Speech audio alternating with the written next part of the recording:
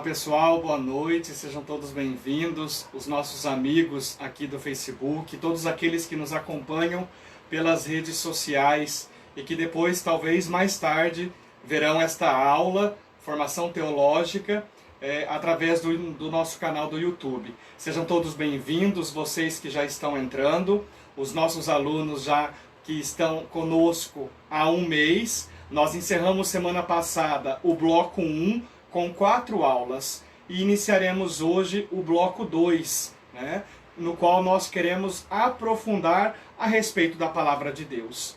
O bloco 1, nós fizemos um grande apanhado daquilo que é a teologia e daquilo que dentro da teologia nós queremos nos aprofundar. O Sagrado Magistério, a Sagrada Tradição e a Sagrada Escritura. E a partir de hoje, então, nós iniciamos o bloco 2, aprofundando a respeito exclusivamente da Palavra de Deus. Iniciemos, portanto, invocando a presença da Santíssima Trindade. Em nome do Pai, do Filho e do Espírito Santo. Amém. Vinde, Espírito Santo, enchei os corações dos vossos fiéis e acendei neles o fogo do vosso amor. Enviai o vosso Espírito, e tudo será criado, e renovareis a face da terra. Oremos. Ó Deus, que instruístes os corações dos vossos fiéis com a luz do vosso amor, fazei que apreciemos retamente todas as coisas, segundo o mesmo Espírito, e gozemos sempre da sua consolação. Por Cristo Senhor nosso. Amém. Santa Maria, Mãe de Deus, rogai por nós. Em nome do Pai, do Filho e do Espírito Santo. Amém. Muito bem, meus amados irmãos e irmãs, sejam todos bem-vindos à nossa aula de hoje. Como eu havia dito anteriormente, vamos iniciar o bloco 2, a primeira aula, no qual nós queremos nos aprofundar a respeito das Sagradas Escrituras, a respeito da Bíblia, da Palavra de Deus. Para aqueles que já fazem parte da nossa caminhada, que já estudaram conosco desde as primeiras aulas e que têm o material nas mãos, eu envio para aqueles que desejam o material. Então, no final da nossa aula, você pode deixar aí no comentário, eu quero o material, que nós vamos disponibilizar esse material através do nosso WhatsApp, que é o 43 9 9196 7110. Então, você que tem o nosso material pode tomá-lo nas mãos para ir rabiscando, grifando, fazendo os comentários que nós vamos desenvolvendo ao longo da nossa aula. E você que não o tem, poderá adquiri-lo, deixando o nome aí no nosso comentário, ou então entrando em contato conosco através deste número que nós acabamos de passar. 43 9 9196 7110. Meus queridos, nós estamos então falando a respeito da Bíblia, Nós sabemos, e o mês que vem, nós aqui no Brasil, a igreja no Brasil, celebra o mês da Bíblia. Agosto, mês das vocações, nós queremos já nos preparar para que nós possamos entrar de cabeça, de coração, de corpo inteiro na Palavra de Deus. Então, nós já vimos, de certo modo, falar no bloco 1, nas 4 aulas que nós tivemos, a respeito da Bíblia. Mas lá nós demos apenas alguns detalhes. Nós vimos por cima, uma vista mais aérea. Aqui, então, nós queremos aprofundar a respeito da Palavra de Deus durante este mês, para que nós possamos amar mais, porque nós só amamos aquilo que nós conhecemos. Nós sabemos que a Bíblia é um dos livros mais difundidos na história. É verdade que nós temos vários livros que são editados a todo momento. Existem livros chamados best-seller, ou seja, livros que foram vendidos em grandes proporções. Mas nenhum deles nunca, jamais ganhou da Bíblia. Nenhum livro escrito até hoje foi mais editado, é mais vendido, mais propagado, mais conhecido do que a Bíblia. Então a Bíblia é um dos livros mais conhecidos no mundo. Embora dos 7 bilhões de pessoas que existem no mundo, apenas 2 bilhões se dizem cristãos. Ainda assim, a Bíblia é o livro mais difundido, mas ao mesmo tempo é o livro mais incompreendido. Certamente, se nós tivéssemos tempo para debater e conversar a respeito de outros livros, de autores seculares, tanto brasileiros quanto internacionais, nós teríamos assuntos e mais assuntos. Porque, sobretudo, os nossos jovens conhecem certo tipo de literatura estrangeira, por exemplo. Então, embora a Bíblia seja um dos livros, ou se não, o livro mais vendido, mais difundido no mundo, ele é o livro mais incompreensível, o livro que exige mais análise. Porque nós vemos aqui e ali uma análise deformada. Cada qual toma a Bíblia e começa a interpretá-la ao seu modo, como ele lê, como acha que deve ser. Então, embora a Bíblia seja mais vendida, ela ainda é a mais incompreendida. Então, o nosso intuito nestas aulas de formação teológica é ajudar, com o nosso conhecimento adquirido através do curso de bacharelado em teologia, fazer com que cada um de vocês e todos nós aprendamos mais a respeito da Bíblia, para que nós possamos compreender mais a palavra de Deus. E aí então nós vamos entendendo que o grande problema da Bíblia não está na Bíblia em si. A Bíblia não é um problema, mas está na forma que nós lemos a Bíblia. Não é? Está no modo com o qual nós interpretamos a palavra de Deus. Porque da palavra de Deus, meus queridos irmãos e irmãs, nós podemos falar absurdos. Nós conseguimos, pela palavra de Deus, defender coisas abomináveis, fazendo uma análise deturpada da palavra de Deus. Por isso, então, existe uma necessidade de buscar métodos científicos para não se interpretar a Bíblia ao nosso modo. E o método científico que nós queremos interpretar a Bíblia em teologia se chama exegese. Uma palavra difícil, né? O que é a exegese?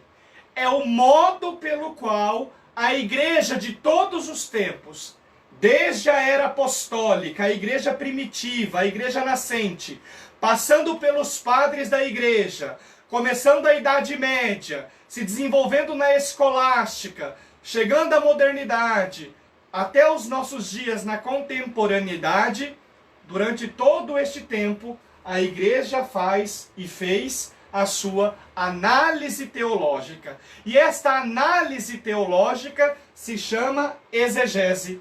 Se chama exegese porque é um meio pelo qual a igreja quer dispor dos métodos científicos para interpretar a palavra de Deus. Então, como é que nós começamos a entender a Bíblia? Veja lá, se começa a entender a Bíblia quando a Bíblia estiver familiarizada por nós.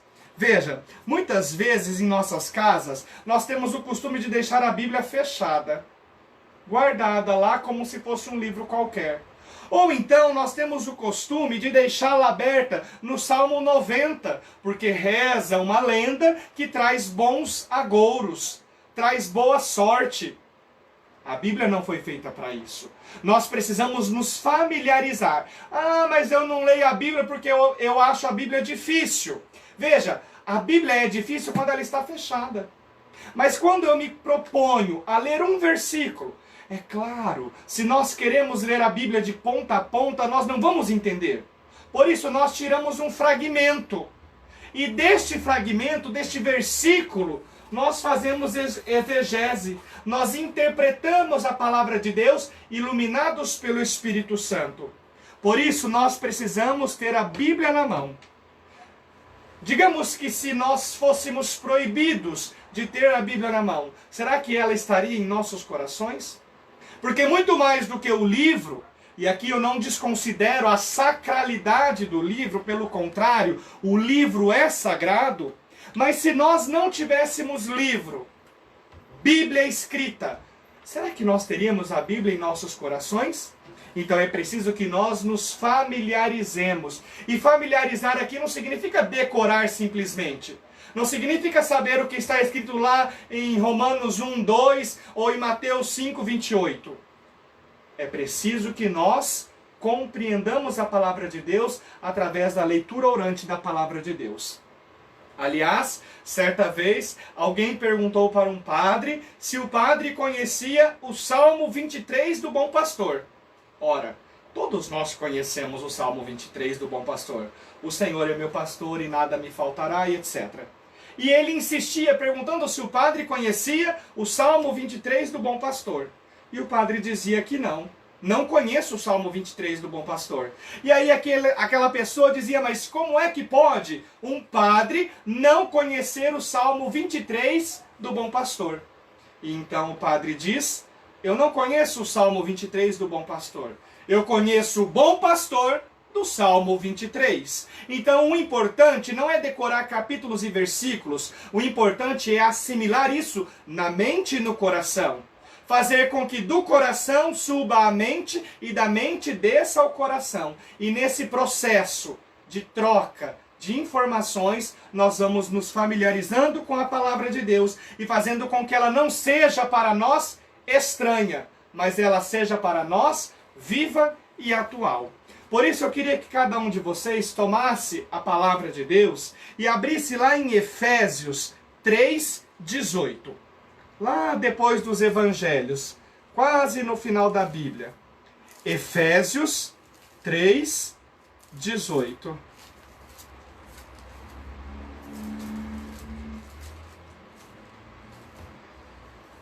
Veja, o que está escrito em Efésios 3:18. Se nós nos familiarizarmos com a palavra de Deus, vai dizer São Paulo escrevendo à comunidade de Éfeso, Efésios 3:18. Assim, tereis condições para compreender com todos os santos qual é a largura e o comprimento, a altura e a profundidade, e conhecer o amor de Cristo, que excede todo conhecimento, para que sejais plenificados com a plenitude de Deus. Veja, só nesse versículo nós poderíamos fazer uma formação, nós poderíamos fazer um aprofundamento teológico, uma exegese. Efésios 3:18.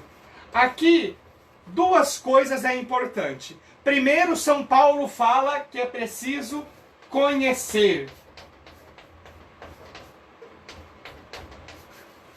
Conhecer. A primeira coisa que São Paulo diz, olha, se vocês conhecer o mistério de Deus, vocês vão ser capazes. Então, deste conhecimento vem a compreensão.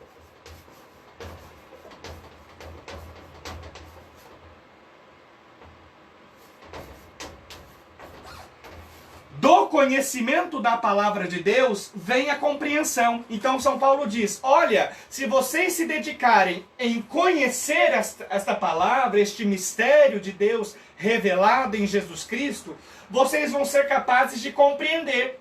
Compreender o quê? Qual é a altura e a profundidade? A largura,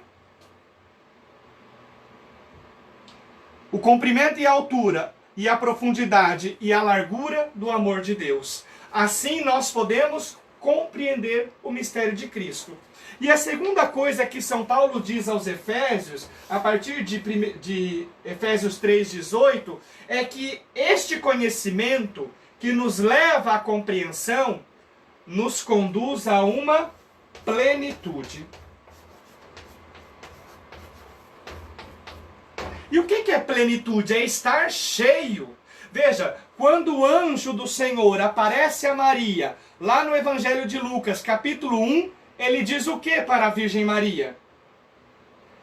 Lucas, capítulo 1. Quando o anjo aparece a Maria para anunciar a ela que ela seria a mãe do Salvador, ele diz, ave cheia de graça. Maria é plena, repleta, ela é cheia da graça de Deus. Então nós também queremos fazer este caminho de conhecer a palavra de Deus para que possamos compreender a palavra de Deus e assim estarmos plenos da palavra de Deus. E que plenitude é esta? Veja, nós podemos nos preencher de várias coisas. Com bebida, com sexo, com drogas, com consumismo, enfim, com o ostracismo, né? Não fazer nada. Mas que plenitude é esta que São Paulo está dizendo? Veja lá, Efésios 3,18. Para que sejais plenificados com a plenitude de Deus. Então não é uma plenitude qualquer, não é algo passageiro, mas é a plenitude que vem do nosso Deus. E esta plenitude nos satisfaz e nós não precisamos de outras coisas. Nós somos aqueles que encontram o tesouro. Lembra quando Jesus está contando as parábolas? Aquele que encontra um tesouro, vende tudo o que tem para conquistar o tesouro.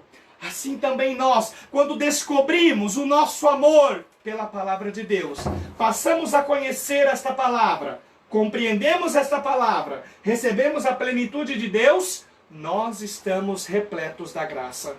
Nada mais nos importa. Aí nós vamos dizer com São Paulo: para mim o viver é Cristo e o morrer é lucro. Por quê? Porque eu já ganhei tudo o que eu tinha. Cristo é o meu tudo. Por isso, meus queridos, nós precisamos nos familiarizar com a palavra de Deus para fazer este processo de conhecer, de compreender e de estarmos plenos, repletos da palavra de Deus. Uma outra coisa que é importante dizer é que lá na Verbum Domini, que é um documento escrito pelo Papa, na época, né, o Papa Bento XVI, agora Papa Emérito, ele diz assim: a Bíblia não é uma palavra do passado, mas uma palavra viva e atual.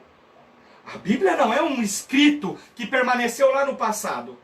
É óbvio que enquanto escritura, ela foi escrita no passado, mas a Bíblia não é uma palavra do passado. E para aqueles que já participaram das outras aulas, nós já vimos o que é esta palavra, né? Porque a palavra transcende a escritura, né? Aqui nós temos a palavra com P maiúsculo, né? E nós sabemos que esta palavra não é uma palavra qualquer, uma palavra humana, mas esta palavra é Cristo.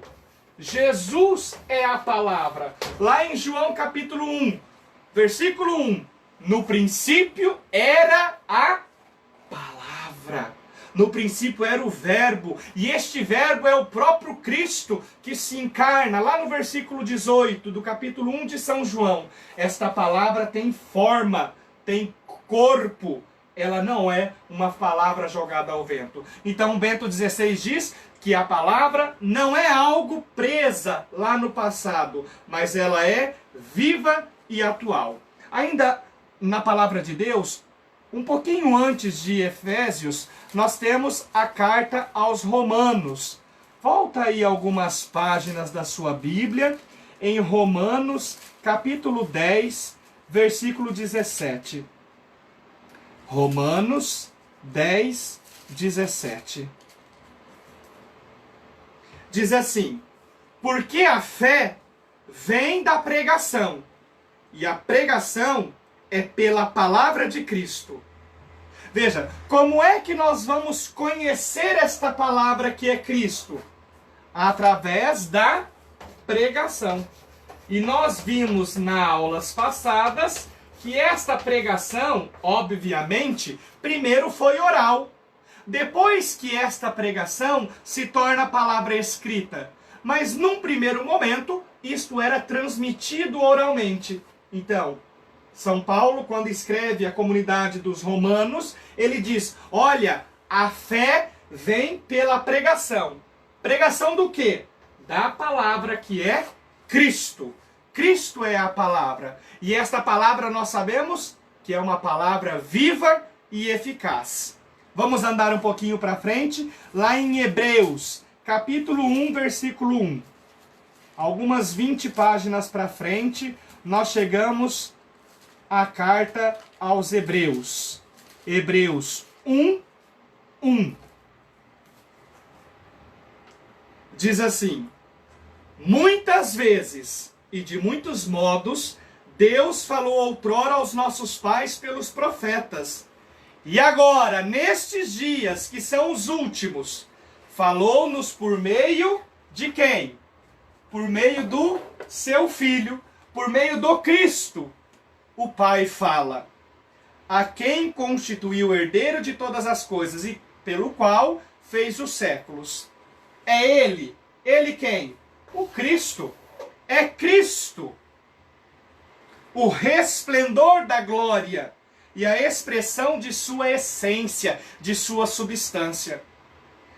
São João Paulo II vai dizer que Cristo é o rosto divino do homem e o rosto humano de Deus. Veja, Cristo reflete em nós a divindade de Deus e ele reflete no Pai a nossa humanidade. Ele toma forma para que nós possamos ter acesso ao Pai. Então diz que Cristo é o resplendor da glória de Deus e a expressão da sua substância. Versículo ainda 3. É Ele, o Cristo, que sustenta o universo com o poder de sua palavra. Veja, aqui é muito caro para os nossos irmãos judeus. Segundo a tradição judaica, como é que Deus mantém o mundo? Ele mantém o mundo sustentando o mundo pela sua palavra. Deus sustenta o mundo pela sua palavra, porque é por meio da palavra que tudo foi feito, não é? Vamos abrir lá em Salmo 33, versículo 6, lá no meio da Bíblia. Salmo 33, versículo 6. Deus que mantém o mundo, que sustenta o mundo pela sua palavra. Salmo 33, versículo 6, diz assim: o céu foi feito com a palavra do Senhor, e o seu exército com o sopro de sua boca. Veja, como é que diz o salmista lá no Salmo 33? O céu foi feito com a palavra do Senhor. Depois, no versículo 9, porque ele diz e a coisa acontece. Ele ordena e ela se afirma. Então, tudo é feito pela palavra. Nada é feito sem esta palavra, não é? E depois, lá no Salmo 148, quase nos últimos salmos da Bíblia, Salmo 148, versículo 5.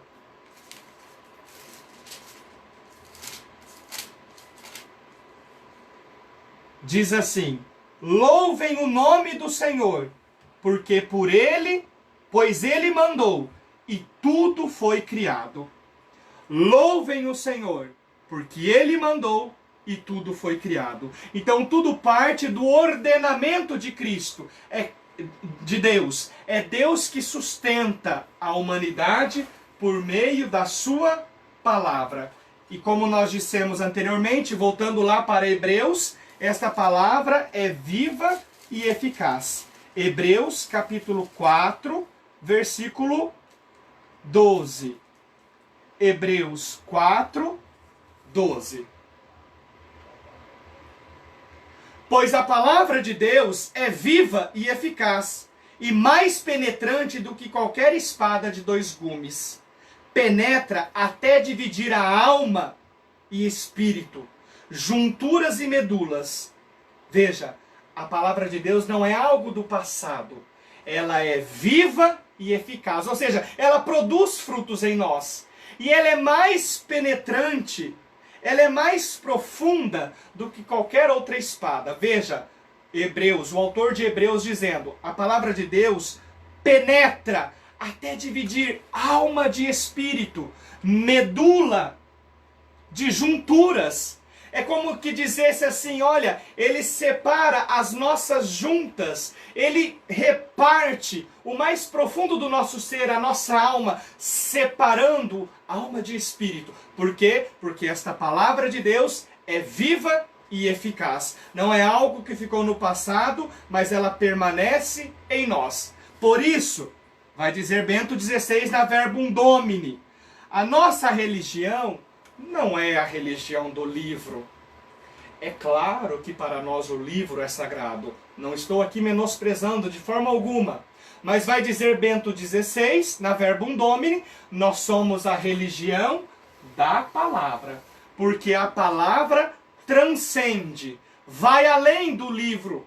Porque se o livro estiver fechado, a palavra continua existindo. Se nós não sabemos ler ou interpretar, a palavra continua existindo. A palavra vem antes da Bíblia escrita. Por isso, não somos a religião do livro, mas somos a religião da palavra. E esta palavra tomou carne. João 1,18. E o Verbo se fez carne e habitou entre nós. A palavra toma carne e se faz presente no meio de nós. Por isso, vai dizer Bento XVI, a palavra de Deus é um tesouro antigo, mas sempre novo. Embora foi escrita no passado, mas ela é sempre atual, porque ela é eficaz, conforme nós vimos aqui na carta aos Hebreus. Então, da Bíblia, nós podemos tirar meditação, lição de vida e oração. Sim, podemos rezar com a palavra de Deus. Podemos meditar a palavra de Deus num gesto quase que de ruminação, né? O que é o ruminar? Então, o animal, a vaca, come o capim e ali ela vai para o estômago, volta para a boca. Vai para o estômago, volta para a boca. Esse processo de digestão e mastigação. Nós podemos fazer isso com a Bíblia. Claro que não verdadeiramente no sentido de pegar a página da Bíblia e mastigar. Eu já vi isso, olha que absurdo. Já vi vídeo de uma pessoa comendo a página da Bíblia. Não, não é isto. Mas é deixar que a palavra de Deus entre na minha cabeça através dos meus olhos, através dos meus ouvidos, através do ensinamento, da leitura. E esta palavra penetre o mais profundo do meu coração. E eu medite dia e noite sem cessar a palavra de Deus, para que ela seja viva e eficaz. Então, deste modo, nós nos familiarizando com a palavra de Deus, nós vamos passar pelo processo de conhecer. Este conhecimento vai gerar em nós a compreensão, e esta compreensão dá para nós a plenitude de Deus. E esta plenitude é Cristo. Certo, amados? Até aqui tudo tranquilo, tudo bem, nenhuma dúvida?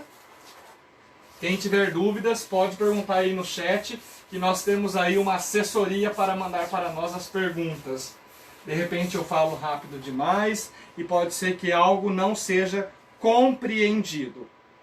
Então, sem dúvidas, que nós não podemos tratar a Bíblia de outro modo senão como inspiração. Então, falar de Bíblia automaticamente nos leva a falar de inspiração. Então, nós já falamos sobre isso também, eu não vou me delongar aqui, porque nós temos muita coisa para ver, mas a inspiração é aquilo que Deus colocou no coração de alguns homens. A Bíblia foi ditada palavra por palavra? Não. A Bíblia foi inspirada por quem? Por Deus. Então, é Deus quem inspira a sua palavra, através, é claro, da pessoa do Espírito Santo. O Espírito Santo inspira quem? Homens. Homens e mulheres, como eu e você. Alguns deles, às vezes, até quase que analfabetos, quase que não sabiam ler, precisavam de escribas, de pessoas para escrever. Mas a palavra de Deus é nos dada através da inspiração divina. Deus que mediante o Espírito Santo revela aos homens, e aqui nós estamos falando também de mulheres, a sua palavra. Ele se dá a conhecer a cada um de nós. Então, nós não podemos compreender a Escritura de outro modo senão aqui, pela inspiração. Se nós quisermos compreender a Escritura pela via histórica, nós vamos quebrar a cara, nós vamos bater com a cabeça, vamos dar com os burros na água, porque a Bíblia não é um livro histórico. Ali tem fatos históricos, o que é diferente. Então tudo que tem ali, houve um processo histórico. Mas a Bíblia não é um livro de história, no qual nós queremos cientificamente buscar, por exemplo, a origem do mundo, a origem do homem e da mulher. A Bíblia tem história, mas não é histórica. Ela é inspirada por Deus. Para quê? Para que nós possamos conhecer. Então, quem é o autor da Bíblia? É Jeremias, é Isaías, é Mateus, é Lucas, é Paulo, é Pedro? Não. Estes homens e mulheres são instrumentos de Deus, mas o autor da Bíblia é Deus. Embora ele não tenha pegado uma caneta e escrito, embora ele não tenha feito a elaboração material, física da Bíblia, do livro, mas o autor é Deus. Disse também em outras aulas, quando nós encerramos a leitura na missa, nós dizemos, palavra do Senhor. Veja, o autor é ele que escreveu, mediante a inspiração divina, através de homens e mulheres. Então Deus é o verdadeiro autor. Bento XVI diz isso lá na Verbum Domini, número 19. Deus é o autor da Sagrada Escritura. O ser humano, portanto, é uma mediação necessária pela qual se deixa ouvir o diálogo de Deus. Veja, Deus precisa de nós? Não. Ele é onipotente. Mas ele quis precisar. Então, esta mediação... Então, aqui existe uma mediação. Então, esta mediação faz parte do querer de Deus.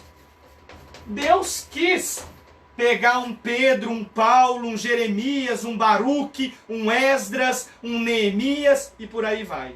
Para quê? Para se servir deles como canal, como meio, como instrumento da graça para que eles pudessem escrever a revelação divina.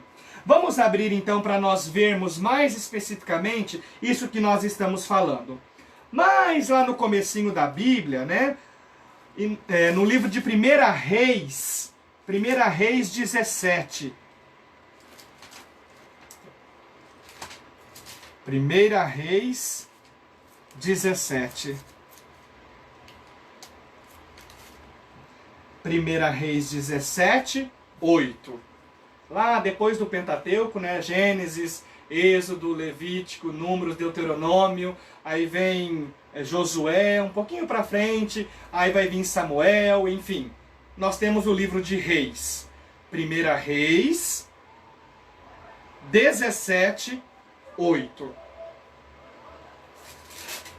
Diz assim: então, a palavra, veja, a palavra do Senhor foi dirigida nestes termos: levanta-te e vai a Sarepta, que pertence a Sidônia, e lá habitarás. Veja, 1 Reis, o Senhor está falando com Elias. Veja, então a palavra do Senhor foi dirigida a Elias nestes termos: levanta-te, vai a Sarepta. Então veja, aqui nós temos um exemplo. Deus se usa de homens, uma mediação. Elias, levanta-te, vai a Sarepta, e lá vai ser dito a você o que deve ser feito. Depois, em Jeremias, capítulo 30, lá para o meio da Bíblia. Jeremias 30, 1, 2. Jeremias 30, 1, 2. Diz assim: palavra que foi dirigida a Jeremias da parte do Senhor nestes termos: assim disse o Senhor, o Deus de Israel: escreva para ti num livro todas as palavras que dirigi. Então veja aqui que interessante. Em Jeremias 30, 1, Deus pede para que Jeremias escutasse o que o Senhor estivesse falando e escrevesse um livro. Veja, antes de ter o livro, o que tinha? Apenas a palavra. E aí então, Deus dá uma ordem para Jeremias, para que Jeremias escrevesse um livro. Depois, um pouquinho antes de Jeremias, temos o livro de Isaías. Isaías 55, 11. Isaías 55, 11. O que é a palavra de Deus? O que a palavra de Deus faz em nós? Nós já vimos lá que ela nos divide, ela separa medula de juntura, espírito de alma. Ela é penetrante. E lá em Isaías 55, versículo 11, diz assim: tal como ocorre com a palavra que sai da minha boca, ela não volta para mim sem ter feito efeito, sem ter cumprido o que eu quis, realizado o objetivo da missão.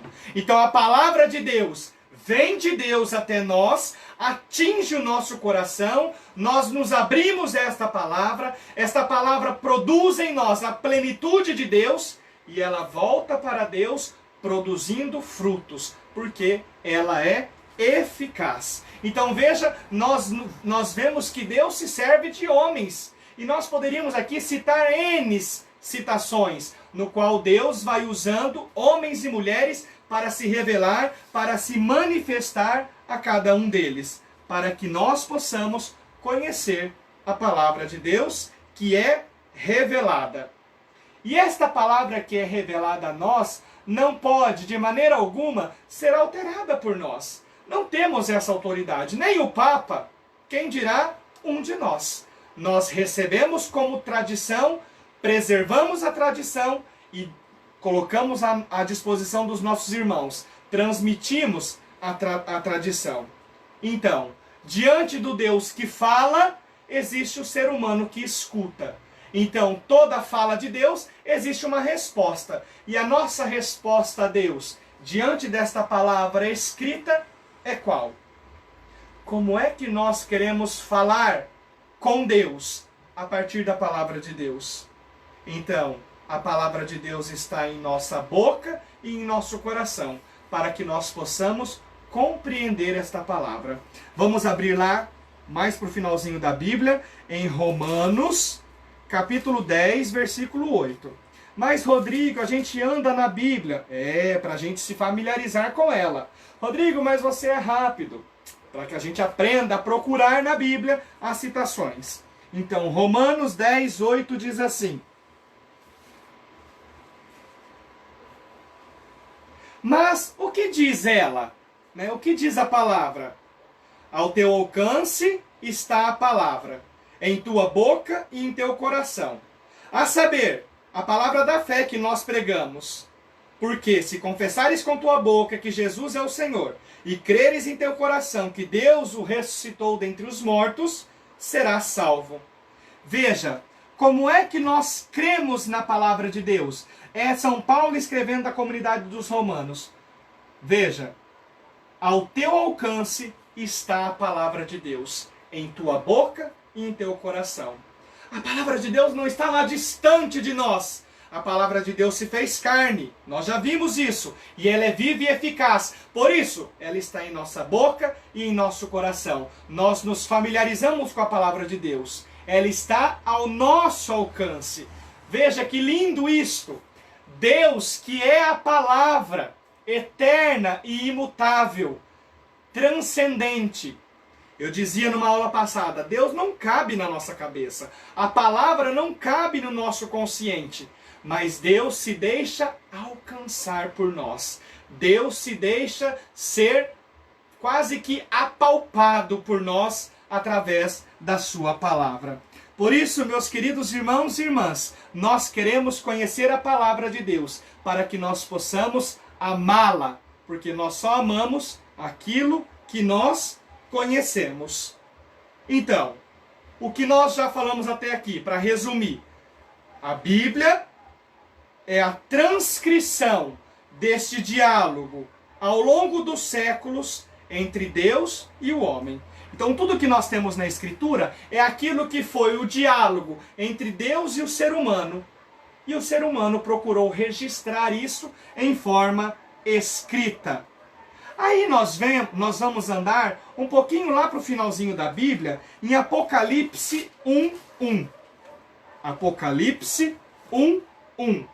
Diz assim: revelação de Jesus Cristo. Deus lhe concedeu para que mostrasse aos seus servos as coisas que devem acontecer muito em breve. Então, veja, eu dizia, a plenitude da revelação é Cristo.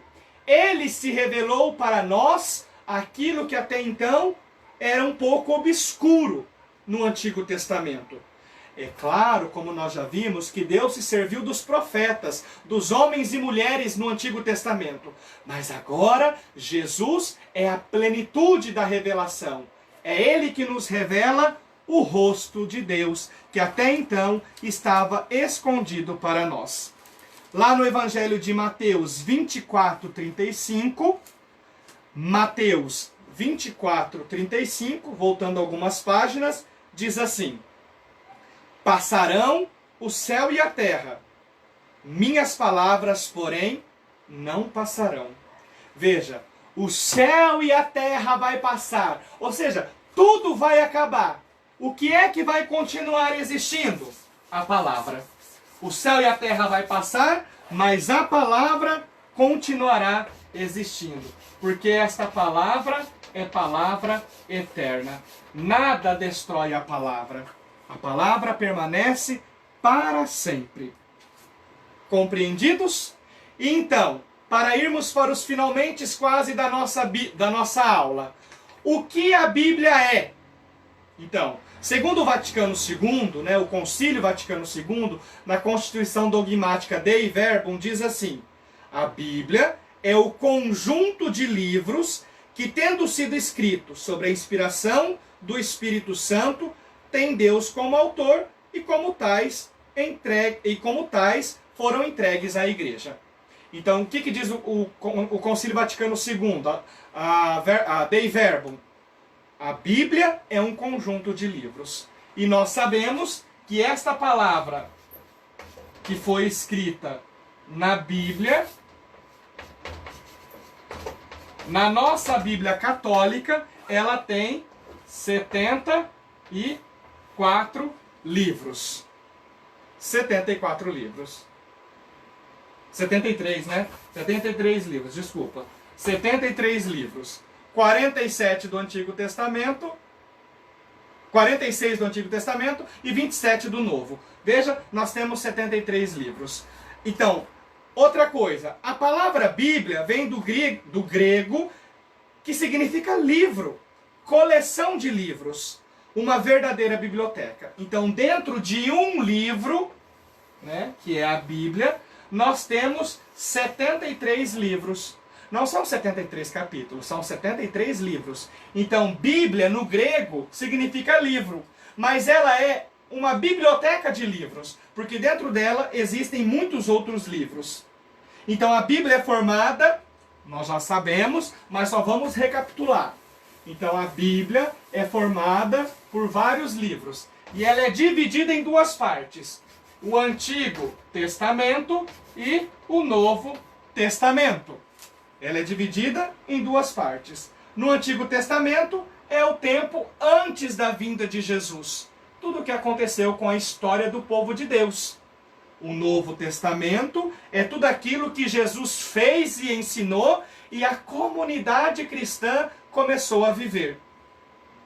A Bíblia também é conhecida como Sagrada Escritura, Palavra de Deus, Sagradas Letras, Livro da Aliança ou do Testamento, Livro Sagrado. Todos esses nomes são sinônimos da Bíblia. O termo testamento não tem o mesmo significado na nossa língua. Porque para nós, o que é testamento? É aquilo que a gente escreve antes de morrer, deixando uma herança para os filhos. Não. Testamento no latim é traduzido por aliança. Então, o que nós temos aqui, na verdade, e alguns exegetas preferem chamar de primeira aliança, porque quando nós falamos em antiga, parece que ela está ultrapassada, É uma coisa velha que não está mais em uso. Então, alguns exegetas, até mesmo para respeitar os nossos irmãos mais velhos, os judeus, preferem chamar o Antigo Testamento de Primeira Aliança. Então, aqui, testamento, no latim, testamentum, significa aliança. Então, lá no Antigo Testamento, nós vemos aquela primeira aliança que Deus fez com a humanidade. E aqui nós vemos a nova aliança. E essa nova aliança, ela não muda mais. É uma aliança definitiva. Ela é para sempre. Porque Cristo selou ela com o sangue de sua cruz de uma vez por todas. Então, o termo testamento significa aliança. A primeira aliança que Deus fez no Antigo Testamento e a nova aliança definitiva que Ele faz em Jesus Cristo. Uma curiosidade, o nome Bíblia foi usado pela primeira vez por São João Crisóstomo, patriarca de Constantinopla, século IV. Veja, os nossos irmãos evangélicos surgiram a partir de 1517 com a Reforma Luterana, a Reforma Protestante. O que tinha até 1517? A Igreja. Então veja, São João Crisóstomo usa pela primeira vez esta palavra, Bíblia, para se reportar ao livro sagrado da Sagrada Escritura. Outra curiosidade, a Bíblia é como luz que ilumina a sala. Então, se eu estivesse aqui com a luz apagada, ninguém de nós nos veríamos, né? Mas a Bíblia é como luz que ilumina uma sala. Organizar a sala compete a nós. Então, a Bíblia foi escrita já. Ela já é luz para os nossos pés. E, aliás, até existe essa citação, né? A Bíblia, né? As palavras do Senhor são como lâmpadas para os nossos pés, que nos ilumina no nosso caminhar. A Bíblia, então, é luz. Compete a cada um de nós organizar esta sala, ou seja, compreender a Sagrada Escritura. E, por fim, nós já sabemos que o autor é Deus, então o protagonista da Bíblia também é Deus. E eu dizia na aula passada e reafirmo nesta aula, nós somos aquele jumentinho da Semana Santa, do Domingo de Ramos, no qual Jesus entra montado. Nós somos o jumentinho que leva a palavra de Deus, que leva o verbo de Deus para as pessoas. Nós não somos a estrela de Belém. Nós não somos aqueles que querem brilhar mais do que o Senhor. Aliás, queremos falar com João Batista, que o Senhor cresça e eu desapareça, que eu diminua. Né? Então, o protagonista da Sagrada Escritura é Deus. É Ele o autor, é Ele o protagonista, que se revela gratuitamente a cada um de nós. Será que Deus teria muitas coisas para falar? Com certeza. Será que tudo que Deus tinha para falar foi escrito? Bem, vamos, então, encerrando a nossa aula, tomar o Evangelho de João, capítulo 21, versículo 24. Será que tudo o que aconteceu foi escrito? João 21, 24.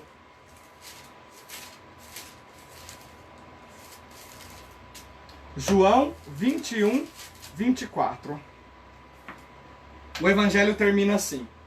Este é o discípulo que dá testemunho dessas coisas, e foi quem as escreveu. E sabemos que o seu testemunho é verdadeiro. Veja, o que João escreveu não é mentira, ele viveu, ele estava junto com o Cristo. Então o testemunho dele é verdadeiro.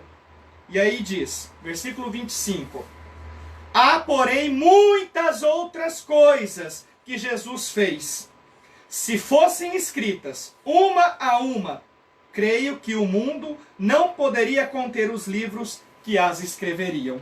Então, Deus, na sua infinita misericórdia, se revela em Jesus Cristo, e aqui nós temos o livro escrito de algumas coisas que foram acontecendo.